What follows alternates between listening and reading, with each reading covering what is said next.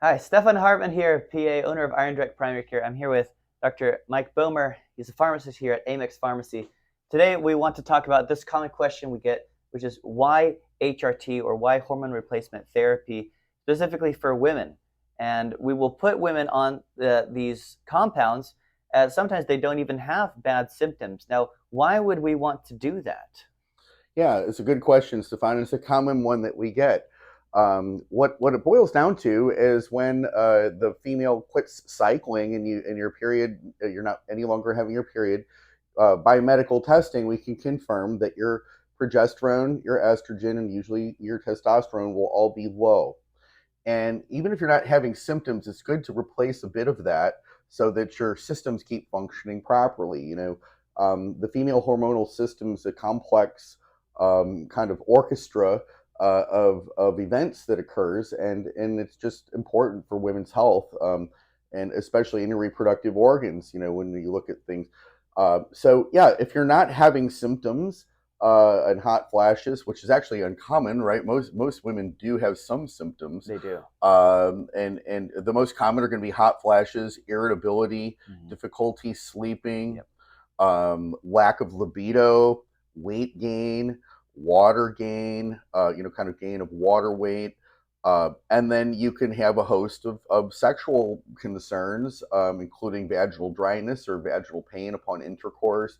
And these are all things that come from a lack of hormones. So you may not realize you're having these symptoms, but simply a lack of libido is a symptom, Sure is. and may go unnoticed a little bit, but your life and your lifestyle will be greatly improved. Women will usually tell you that they're very glad that they did it. Mhm. I do them also preventatively in the type of medicine that I practice. I don't look at it just as like, oh, you got high cholesterol. This is a risk factor for heart disease, or you have high blood sugar. This is a risk factor for diabetes. We also look at the hormones too, because the hormones play an integral role in your predisposition for developing heart disease, for developing diabetes, etc. And we can go through a little bit of that here. We can take, Mhm. for example, let's just take estradiol, for example, estrogen. Mhm. Estrogen is critical in the prevention of cardiovascular risk. All right? Mhm. If you look at kind of the epidemiology of who gets more heart attacks, it's men, for the most part, up until they get about to the age 40. And that's when women hit Mhm. menopause. And then that heart disease risk, that graph starts closing in together. It does, and it's that way in cancer and many other Yes, diseases. And that's kind of goes back to the original point of why you might want to do this. The concept of chronic disease management and disease prevention, the strategy is a little bit different than waiting for their problem to occur and then hmm, addressing that problem. Once you have a problem, you've already passed by your opportunity to do prevention. exactly. And yeah, estradiol for females is the most important female hormone. It's the hormone that makes you female. Yeah. So it's really involved with your bodily health. And men actually need a certain amount of estrogen to They be healthy do. too. And it Yeah, does yeah, protect the heart as well. It yeah. improves that that elasticity of the arteries, right? Mm-hmm. That's what estrogen helps with. And again, so women, they'll lack the estrogen, and then their heart disease and their stroke risk, it starts going up with age. And so you give them some of that estrogen back. Not only do they start feeling better, but you can potentially modulate some of that cardiac risk. You're Um, managing chronic diseases across the board because your hormones are key parts of your metabolic health. They affect, how your adrenal glands work. They affect how your thyroid gland works. They affect how your pituitary gland works. These are all signaling molecules that are telling your body to do different jobs.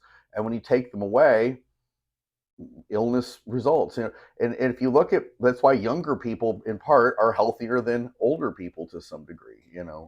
if you measure, and I do measure hormones on younger people as well, mostly I do that because you want a chronological picture of your hormones over time. You don't want to just go off the lab reference range. You want your reference range.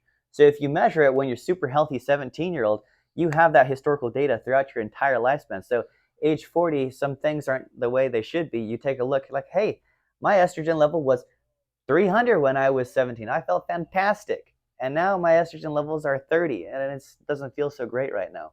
Right. and you understand what's happening over time. Bone loss in women, that's another critical one. And estradiol, estrogen, plays a critical loss in the prevention of bone loss and helping you maintain your bone structure with age in women, particularly. Mhm. Now, these are very important. We can talk some about testosterone. Women always say, "Why are you putting me on a male hormone?" Right? Do women even have testosterone? They do. They do. They need it. Testosterone. Really, if you think about what's different between men and women, men have very high testosterone and very low estrogen, and it's opposite in the female. You have a very high estrogen, but a much lower testosterone, roughly about 1/10, Yeah. right? And or 1/100th. Sometimes, Yeah. yeah. So you don't need much, but you do need some because that's what keeps your muscles healthy. It helps you with weight control. It helps you just with vigor, just energy and vigor. The power to do your workout or to do all the things that you want to do in your life activity wise. So it really ties into a lot.